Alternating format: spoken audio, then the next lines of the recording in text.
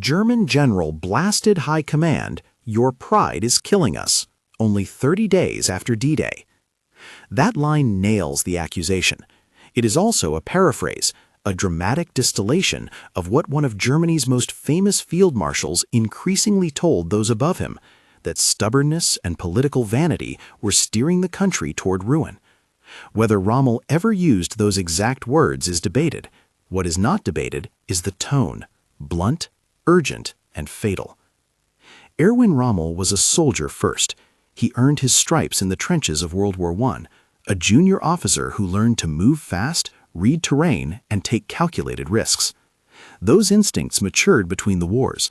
By 1940, when Rommel drove through France in a campaign that mixed audacity and improvisation, the German public and the Nazi propaganda machine had already begun to shape his image.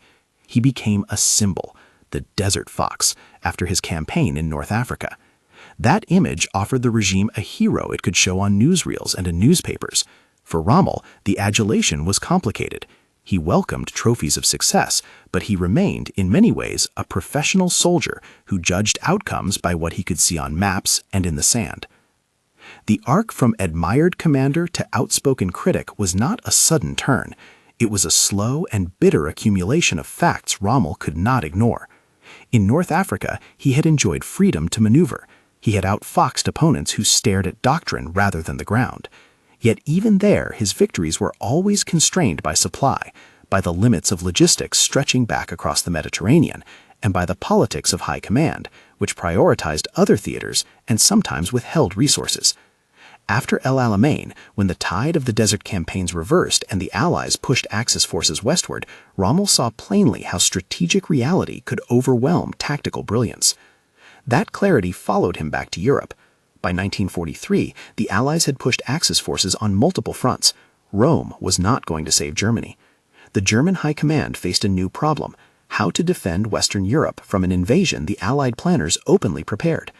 Hitler and the senior staff debated fixed coastal defenses, mobile reserves, and the timing of armored counterattacks.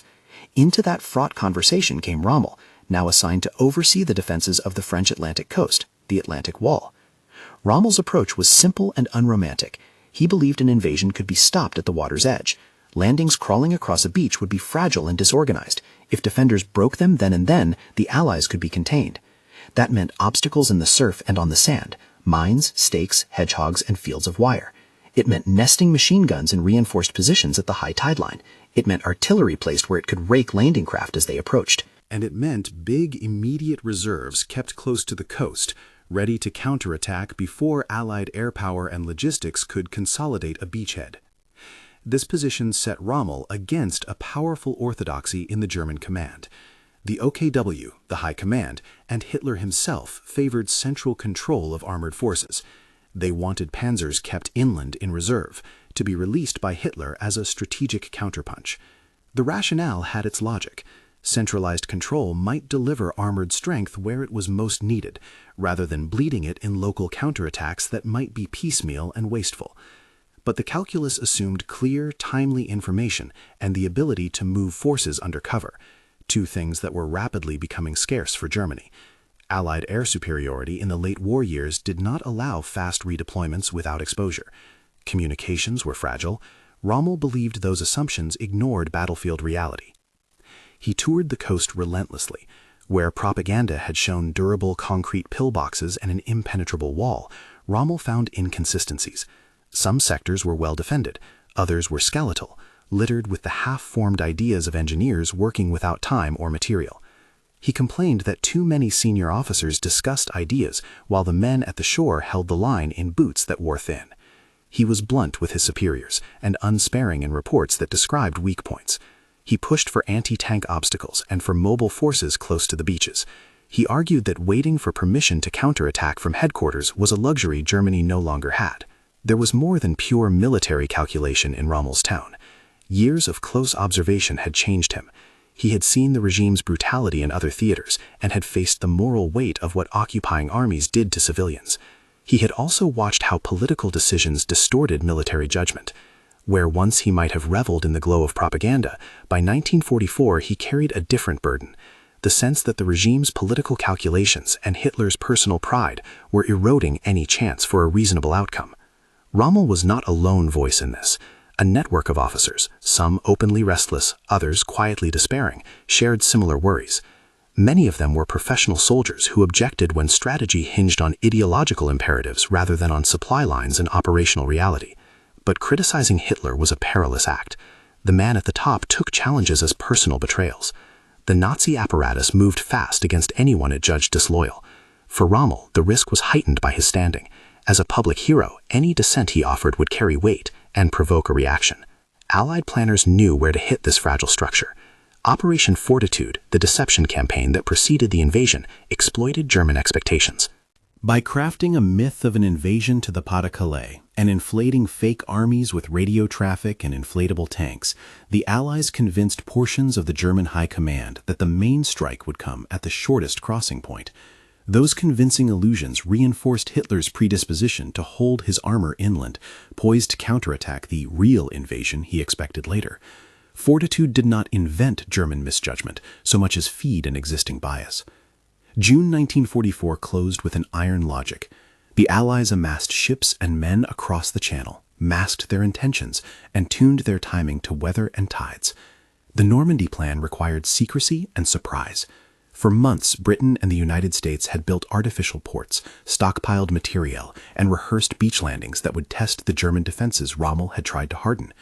Rommel, meanwhile, continued to press his case.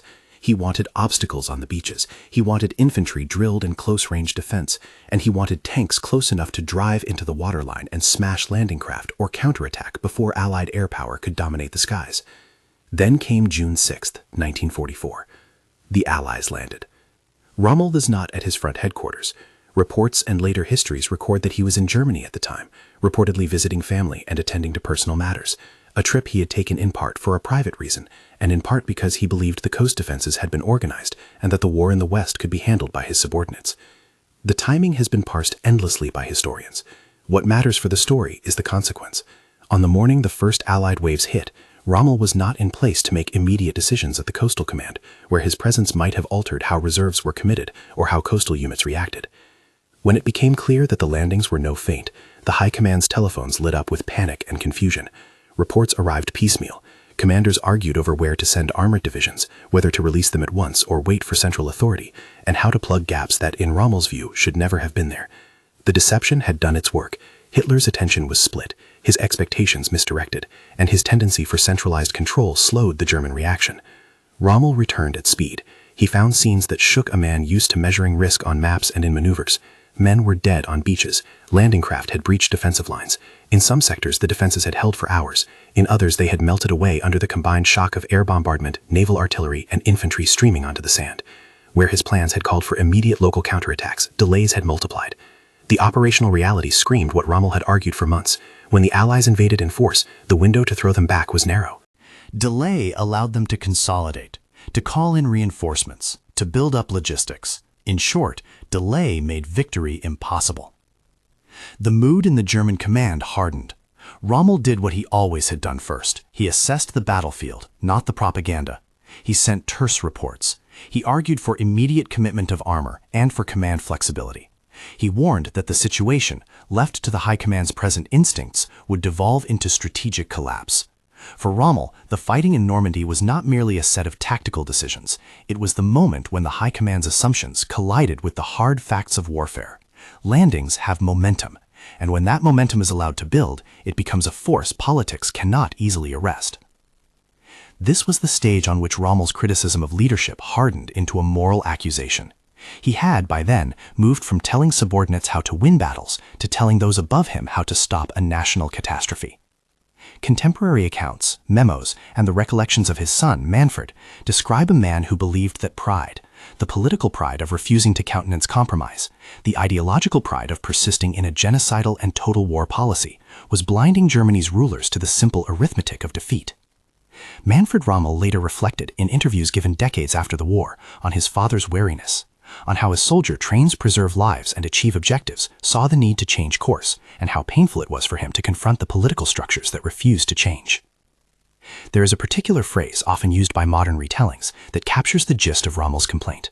"Your pride is killing us." It is dramatic. It is also a paraphrase, a distillation of a message Rommel conveyed in meetings, reports, and private notes. When historians place those words in the mouth of the field marshal, they do so knowing that what Rommel said and what was reported about what he said are different things.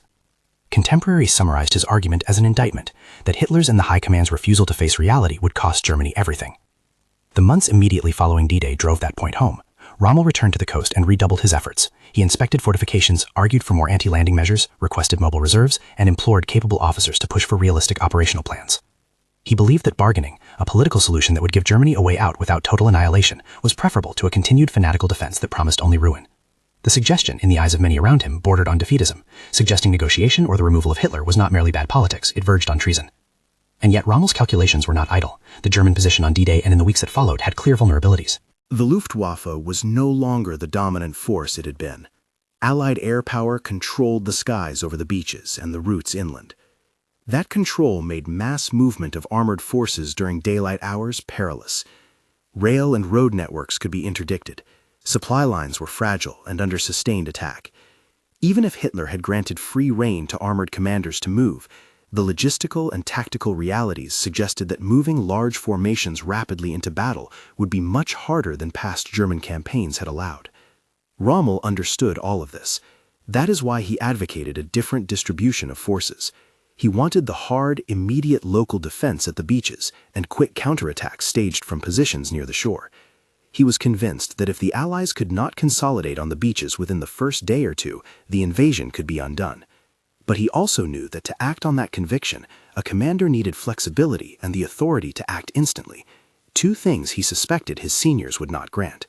His doubts were not abstract. They were anchored in months of observation and in concrete intelligence about Allied preparations. The scale of Allied shipping, the pattern of air sorties, and the growing supply lines that sustained any invasion. He saw the manpower the Allies could throw into a beachhead, and how quickly that manpower could be reinforced from Britain. He saw the gaps along the coast. He saw how a regime that preferred dramatic political gestures over sober military calculation was ill-suited to the task at hand. As June bled into July, the pressure on Rommel increased. He made his views known in reports and in meetings. He pressed for negotiated settlements behind closed doors, at times suggesting that Germany needed a change in leadership, or at least a shift in strategy that broke with the ideological direction set by Hitler. Those suggestions were incendiary.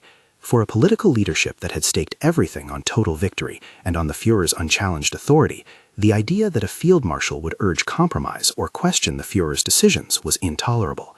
Then came a compact, critical sequence of events that would alter Rommel's fate in ways he could not have foreseen. Late in July, he was severely wounded in an attack on his staff car while driving near Saint-Honorine-la-Chardonne on July 17, 1944. The blow to his head was grave and required long recovery. He would not simply reappear at his desk. The timing of the wound was unfortunate in the worst sense. It rendered him less able to defend himself politically at a moment when the regime's reaction to dissent was growing violent. 3 days after Rommel's wounding, on July 20, 1944, a group of conspirators within the German military carried out an assassination attempt on Hitler's life. The bomb failed to kill the Führer. The fallout, however, was immediate and brutal. Hitler's regime used the attempt as a pretext for a sweeping purge of alleged enemies, conspirators, and anyone even tangentially associated with them. Trials were staged, executions handed down, families of suspects harassed and punished. Rommel's connections to the conspirators were, in the historical record, ambiguous. He had been sympathetic to officers who wanted to change Germany's direction and had associated with figures who later participated in the plot. He had also, by then, been clear about his desire for a negotiated end to the war. That mixture of association and expressed views put him in a perilous position once the regime began its response. He was not conclusively proved to be an active conspirator in the assassination attempt. Historians still debate the degree of his involvement. What is clear is that the regime treated him as guilty enough to deserve elimination as an example. The choice the Nazis gave Rommel was cruel and deliberate. Be publicly tried as a traitor, with all the degradation and possible execution that followed, or accept death quietly with assurances of honor for his family and a state funeral. The regime offered poison as the instrument. To many contemporaries, the choice was a farce of legality and honor. Either way, Rommel was stripped of his agency. He was given the option to die in private in exchange for a sanitized narrative that the regime could present to a grieving public. He chose to take poison on October 14, 1944. The official line afterward was carefully managed. It presented Rommel as a loyal soldier who had died of his wounds, while Goebbels and the state media framed his passing as a patriotic sacrifice. Behind the propaganda lay the bitter irony. A commander who had warned of the consequences of pride had been silenced by the very regime he once served. That outcome, coerced suicide, a state funeral, a propaganda victory for those who wanted to bury dissent, demands pause. Rommel's life does not fit neatly into the boxes of hero or villain. He had risen in a system that rewarded service to a criminal regime. He had benefited from publicity that bolstered Nazi prestige. Yet he also reached a point where military reality and moral revulsion pushed him to oppose, or at least to criticize, the direction of that regime. The cost of that opposition was ultimately personal and final. This is the bitter irony that sits at the heart of the title's charge. The accusation that pride at the top was killing Germany had force when delivered as a paraphrase of Rommel's urgings. It also had consequences. Speaking truth to power in Hitler's Germany did not merely end a career, it endangered life, family, and memory. But the story is not finished. In the weeks after D-Day, as Rommel recovered from his wound, and as the German army scrambled in France, the strategic picture continued to close in. The Allies consolidated, poured men and material across the Channel, and exploited the gaps that stubborn political thinking had left open. Orders still traveled through the old channels. Centralized control still delayed decisive local action. The choices made in Berlin, out of pride, fear, or dogma, had immediate tactical effects. Each delayed decision widened the beachhead. Each refusal to yield hardened the regime's path to ruin. And yet, even amid defeat, Rommel remained a figure whose judgment mattered. His presence on the Western Front had been an attempt to influence outcomes with professional clarity. Whether his interventions could have meaningfully changed the course of the fighting is an open question historians still weigh. What is not open to serious dispute is that he saw the collision coming, the collision between political rigidity and military reality, and he warned of it. The warning, the wound, the attempted assassination, the purge, they form a compressed tragic sequence. But there is more to the tale. The immediate days of the invasion, the precise movements of armored units, the squabbles inside Hitler's headquarters, and the small, human decisions on the beaches that multiplied into strategic consequence. To understand how a single man's complaint about pride could echo so loudly in history, we must look closer at the moments that followed D-Day. We must track the decisions made before an armored division moved or failed to move, and the political hesitations that converted tactical setbacks into strategic collapse. Fortitude had done its work. The Allies now faced a coast they had chosen and planned for.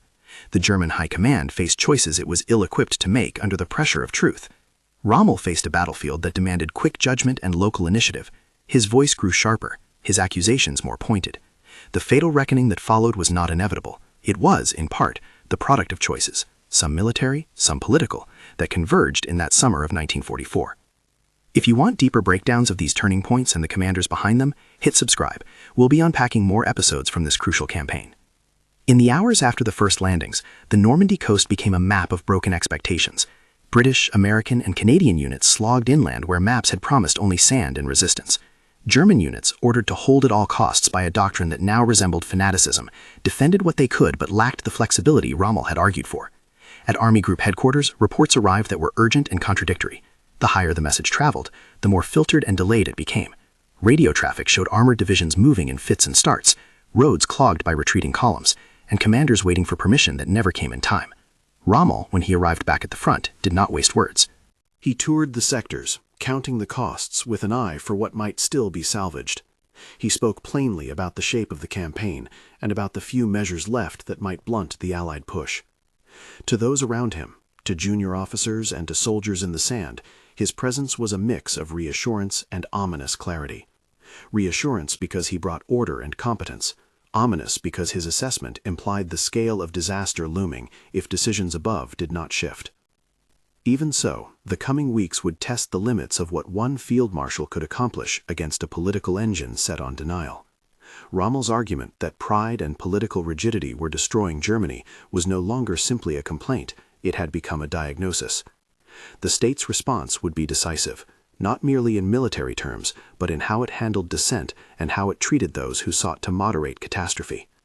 The consequences would reach into Rommel's private life, his family, and his memory. The Channel was full of ships. The roads of France were full of troops. The radios crackled with reports that would be parsed and reparsed until the meaning was clear. Above it all stood a regime increasingly incapable of hearing a message that, if heeded earlier, might have changed the arc of events. Pride, the very quality that had pushed Germany into impossible commitments, was now the defense for refusing to adapt. The collision between that pride and military reality was accelerating. The next decisions would come quickly. They would require compromise, ceding ground, or a willingness to accept political consequences, or they would require an escalation that would exact a higher price from an already strained state. Rommel's role in those decisions would unfold in ways he and the world could not yet see. Rommel's warnings did not evaporate with the first chaotic days of the invasion. If anything, they sharpened. Back on the Western Front after D-Day, he moved through the shattered sectors with the forensic eye of a man who had built campaigns from improvisation and calculation. He inspected craters gouged by naval shells, watched engineers struggle with broken obstacles, and listened to battalion commanders describe hours wasted waiting for orders. Wherever he went, the same theme emerged: delay, indecision, and a command structure that trusted theory and central control more than immediate action. Those weeks after June 6th were a test of assumptions. The German command assumed that a decisive armored counterstrike, launched at the right point and the right time, could smash a beachhead before the Allies consolidated. But that assumption depended on two fragile premises: the ability to move tanks quickly under fire and the authority to commit them where they were needed without waiting for political approval. Both premises were collapsing. Allied air superiority, established in the days and weeks after D-Day, turned roads into death traps for convoys. Aerial reconnaissance and fighter bombers hunted columns, and any daylight movement of armor invited destruction. The Germans' communications were fragmented.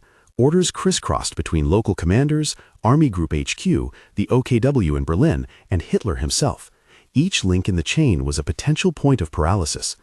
Rommel was blunt about the arithmetic of the situation. He had long argued that the initial hours mattered most, that the easier the Allies made it to land heavy equipment and supplies, the harder the German response would become.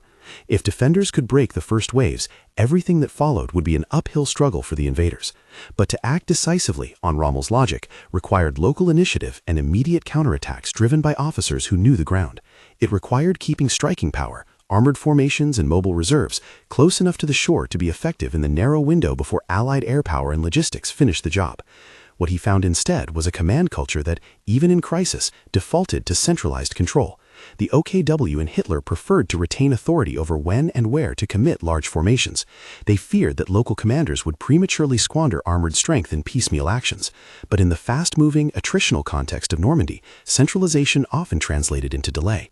Orders that could have been dispatched by flank commanders were sent to Berlin for approval, and Berlin replied slowly.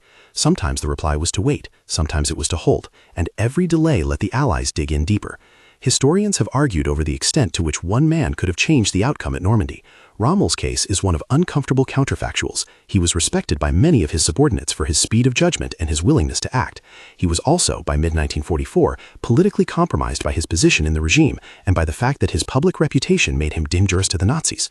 Nevertheless, had armored divisions been released faster and committed to a focused counterstroke, the Allies might have faced stiffer odds in the early days. But even that is not a clean if-then.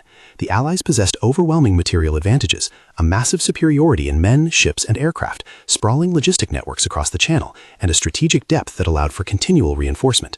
The window Rommel wanted to exploit was narrowing under the weight of these realities. In the high rooms of German command, debates turned heated. Field reports, intercepted messages, and local commanders' pleas poured in. Some of Rommel's colleagues agreed with him privately. The West required a different posture.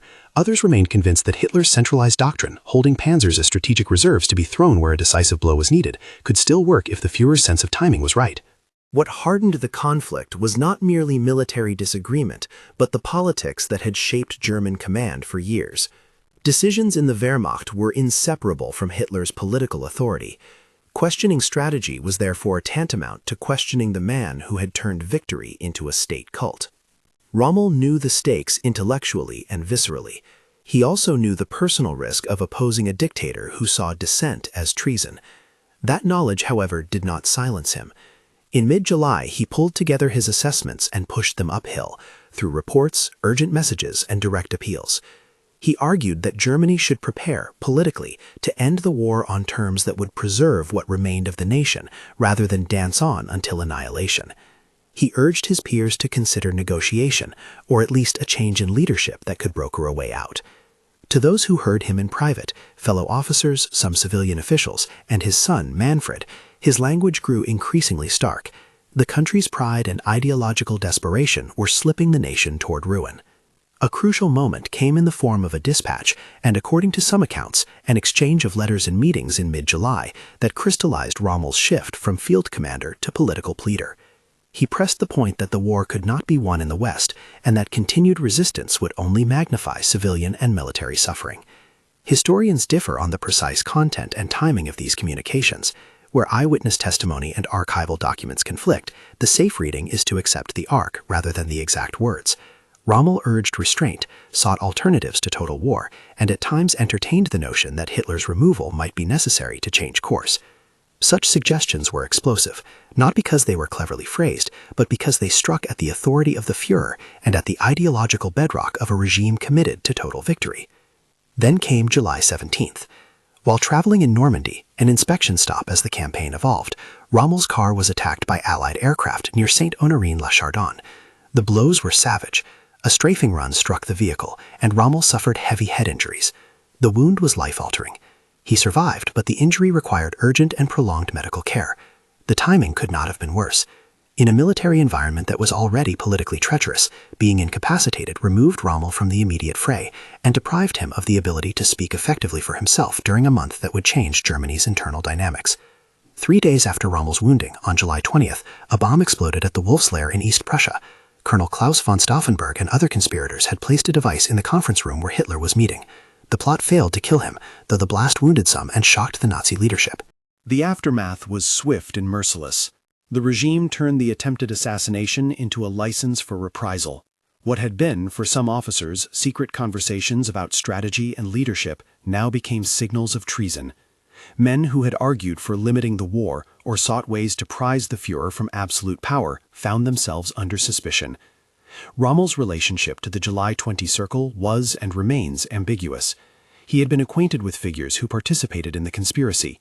He had entertained the notion, openly or privately, that the country needed a political change in order to avoid catastrophe. But the historical record does not show him as one of the plotters who arranged the bomb. That nuance mattered little to the regime's fury. The Nazis, desperate to reassert control and to punish dissent, cast a wide net. Any officer who had criticized Hitler, who had urged negotiation, or who had associated with the conspirators, even tangentially, risked being branded complicit. In that sweep, Rommel's fate was sealed by a perverse combination of his military fame, the regime's need for a dramatic example, and the cruel timing of his injury. The Nazis presented him with an ultimatum that displayed their calculus: offer a public spectacle that would discredit him and strip his family of honors, or accept a private death that would preserve his name and his family's safety. It was a decision manufactured to appear as choice, but was in reality coercion. High officials, seeking to avoid the outcry that a popular field marshal's public trial might provoke, offered the option of suicide with full honors in return for silence about any political complicity and in exchange for the regime's promise to protect Rommel's family. The offer, when it reached him, was delivered by senior officers acting under orders from Berlin. Rommel, gravely wounded, conscious but weakened, and deeply aware of the suffering the war had already inflicted, faced the bleak calculus. To reject the offer would almost certainly have led to a show trial, the humiliation of his family, and perhaps a public execution that the regime could use to terrify other potential dissenters. To accept it was to die privately, to spare his loved ones, and to allow the Nazis to salvage an image of him as a loyal soldier, rather than to admit they had murdered a man who had once served at their highest levels. On October 14, 1944, Erwin Rommel took poison. The official record issued by the regime framed his death as a result of the wounds he had sustained and painted him as a hero who had died for his country. Joseph Goebbels and the state press built a narrative of pious sacrifice, using the state funeral to recast Rommel as an exemplar of military virtue. In that propaganda, dissent was erased. The question of whether Rommel had criticized Hitler for the good of Germany was subsumed beneath a story the Nazis could sell to a weary population. For contemporaries who knew the truth, or who suspected that coercion had driven his death, the state's narrative was hollow. The moral ironies and political contradictions spun tight in the weeks and months that followed. Rommel's coerced death became, for the regime, a propaganda moment, a way to close a door on uncomfortable questions about the leadership. For others, soldiers who had served under him, officers who would listen to his counsel, and historians in later decades, it became a focal point for debate about courage, cowardice, complicity, and conscience. Was Rommel a noble dissenter, silenced for daring to speak the truth? Was he an opportunistic figure who had tolerated a regime of horror until it imperiled his professional judgment? The answer lies in the complexity. He had benefited from his proximity to power. He had not been an outspoken opponent of regime crimes in the earlier years. Yet, by 1944, he had come to see how political pride and ideological fanaticism were consuming Germany. Whether that late awakening absolved or partially redeemed him is a moral question more than an empirical one. The immediate military consequences of the summer of 1944 reinforced Rommel's argument in devastating fashion. The Allies continued to consolidate their lodgements, build up supplies, and exploit the mobility their sea and air control afforded. Each day that the Germans failed to concentrate effective counterforces or to adapt command procedures widened the gap between expectation and reality. Political fixation on doctrine, on the Führer's preferences, on the mythology of invincibility, translated into missed opportunities and avoidable attrition. The proud posture of the leadership hardened into an operational handicap. At the same time, the purge after July 20 shattered any remaining cohesion among officers who might have advocated for pragmatic ends to the war. The Gestapo hunted networks, and the decapitation of potential moderating voices made a negotiated exit from the conflict increasingly impossible. Those who might have pressed for compromise were executed, imprisoned, or forced into silence. The regime's punitive measures thus narrowed Germany's political options even as the military situation worsened. Pride, fed by fear and ideology, closed the space for the very alternatives that Rommel and others had proposed. Rommel's son, Manfred, later reflected on his father's demeanor in the months before the wound and after. He recalled a man made weary not just by the mechanics of war, but by the sense that institutions he had once trusted, professional military bodies, had been hollowed by political distortions. Manfred's recollections provide human color to a strategic tale, a soldier whose instinct for preserving men and winning campaigns had been overtaken by the broader question of what it meant to save a nation from itself. To Manfred, his father's complaint, summarized in the phrase that titles this narrative, was less a rhetorical flourish than a summation of an officer's despair at seeing politics bury practical judgment. In the decades since the war, scholars have debated Rommel's legacy fiercely. Some emphasize his tactical genius, his mobile maneuvers in North Africa that earned him the Desert Fox sobriquet. Others point to his willingness to use state propaganda and to bask in public accolades, arguing that the light he enjoyed under the Nazi sun complicates any simple portrayal of late-in-life conscience. Still others focus on the structural story his life illustrates, how professional militaries can be compromised when political loyalty becomes indistinguishable from military competence, and how the suppression of dissent within a totalitarian apparatus accelerates strategic catastrophe. That structural drama is the central lesson of what followed D-Day. Military judgment, however sharp, relies on channels of trust, on the ability to act at appropriate levels, and on the presence of institutions that balance political control with operational necessity. When those channels deteriorate, as they did in 1944 Germany, the result is not merely a litany of tactical failures, it is the erosion of the very mechanisms that convert information into action. Rommel's complaint, paraphrased as "your pride is killing us," is an indictment not merely of individuals' vanity, but of a political culture that prized ideological purity and the Führer's image over sober appraisal and flexible response. The aftermath of Rommel's death also shows how regimes sanitize inconvenient facts. The Nazi state sought to appropriate his image even as it removed him. A state funeral and manufactured testimonials tried to close the book on a man who had been, in private, a thorn in the party's side. For the German public at that moment, subject to constant propaganda and repression, the sanitized narrative had power. It could obscure the truth of coercion, of the threats to family members, and of the brutal calculus that produced his death. Only later, as archives opened and survivors recounted private memories, did a fuller picture emerge. Even with that fuller picture, the counterfactuals remained stubborn. Could Germany have negotiated a less catastrophic end if moderate voices had been able to act earlier? Would a more flexible command structure have embarrassed the pride-driven politics of Berlin and produced a defensive strategy less ruinous to civilians and soldiers alike? The historical record resists confident answers. It does, however, make clear that the interplay of political pride and military reality had lethal consequences. structures that reward loyalty above truth and that punish dissent with such severity that officers fear any alternative to obedience, tend toward outcomes like the one Germany suffered: protracted ruin, massive human loss, and moral devastation. The last months of 1944 and the spring of 1945 confirmed the arc Rommel had warned about. The Allies pressed forward from the beaches into the French interior. They liberated territory and then the neighboring countries. They rolled toward Germany's borders with momentum the Reich could not reverse. The bitter defense the Nazis mounted, fueled by ideology and desperation, delivered suffering without strategic salvation. Cities burned, lines fractured, and millions of lives were consumed in a fight whose political leadership had refused, until it was too late, to heed the counsel of its own commanders.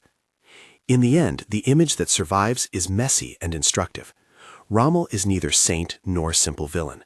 He was an effective commander who became disillusioned with the political machinery that guided the war.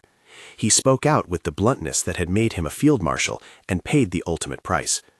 The title's provocative line, "Your pride is killing us," stands as a paraphrase rather than a verbatim utterance. Yet the paraphrase captures an essential truth, that political hubris and rigid ideology can render professional military advice impotent, and that the cost of refusing to adapt can be measured in lives and national ruin. That truth has echoes beyond the specific history of 1944.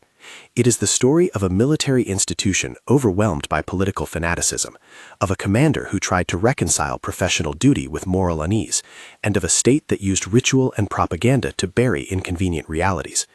It is a cautionary tale about the limits of tactical brilliance when unwedded from the political wisdom to contest and, when necessary, remove disastrous decision-makers. Rommel's personal tragedy, the wound, the political suspicion, the coerced death, remains vivid because it compresses so many of those themes into a single life. His death was not simply the result of battlefield risk. It was the consequence of timing, of political paranoia, and of a leadership that preferred certainty and spectacle to the messy business of listening to inconvenient truths. The leadership's pride did not merely deny military realities, it eliminated the possibility that Germany might change course. As history moved on, Rommel became a contested symbol. For some, he embodied the tragedy of a professional soldier caught in a criminal regime. For others, he represented the limits of late conscience. For students of military history, his choices illuminate the frictions between command and control. For moral historians, his life forces uncomfortable questions about complicity and redemption. There is a final irony that ties the narrative back to the beaches of Normandy. The Allied invasion, conceived, planned, and executed through massive collective effort and the willingness to gamble on deception and logistics, succeeded because those planners accepted the risks of decisive action. The German command, meanwhile, failed in part because its political leaders clung to a doctrine and to an image of control that the battlefield no longer supported. In that contrast lies the tragic kernel of the story. When leaders let pride trump adaptability, even brilliant soldiers can be rendered powerless. Erwin Rommel's complaint, summarized in the title's fierce line, resonated because it named that dynamic. A civilization's hubris, exercised at the highest levels, can be a weapon turned inward. He paid for speaking that truth. Germany paid for not listening sooner. Europe and the world paid with a toll that took generations to measure and to mourn. If you want to explore the specific tactical decisions that shaped those first chaotic weeks after D-Day, the movements of armored formations, the impact of Allied air supremacy, and the success of Operation Fortitude, watch our breakdown of Fortitude and the detailed map analysis of Normandy's battles. And if you're interested in the human stories behind the July 20 conspirators and how their failed plot reshaped Nazi Germany's last year, our documentary on the Officer Circle digs into those networks and motives. Rommel's life ended under the shadow of that bitter conflict between soldierly realism and political pride. The charge embedded in the title is a paraphrase born from grave observation and urgent pleas. It is a caution and a rebuke. When political vanity refuses to face military truth, the consequences are paid by those who fight, those who wait at home, and by the memory of nations that might, with different choices, have found a less ruinous path.